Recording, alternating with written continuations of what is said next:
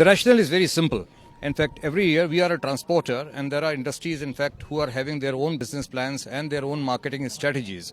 And every year there used to be a certain kind of an uncertainty. To avoid that kind of an uncertainty from a certain sector, because there are competitive modes of transportation already coming with a very different kind of a competition and pricing models. And in this kind of a scenario, if I do not have a long-term commitment, then I am not likely to have this on a sustained basis the same freight traffic coming to me. For example, there is a cement plant. Now that cement plant has developed different kinds of market. This year he was giving me 3 million tons of traffic. I mean, carrying this from the Bilaspur segment of the cement plants all the way into Delhi area. And then he has built up on certain kind of marketing with the smaller parcel sizes, moving into smaller towns and limited amount of warehouses. He finds that the road transport is perhaps cheaper. And the next year that traffic does not come to me. I have already committed, made my plans, developed the capacity, invested money in the rolling stock and also the infrastructure, and I do not have that traffic suddenly.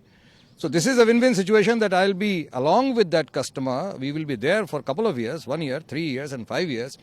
Provide them another incentive in terms of some kind of concessions on the freight rates, on the incremental growth. You also did mention that you're looking to expand the commodity commodity basket. This was even discussed as a part of Railway Minister's budget speech. Help us understand which are the areas that you're now looking to focus on?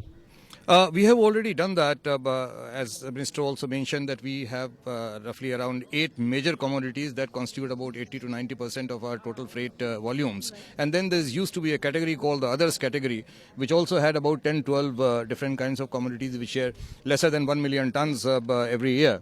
We have increased this by getting those commodities, almost 43 of them, which were below 1 million tons of traffic and were sometimes coming to the railways, sometimes not coming to the railways.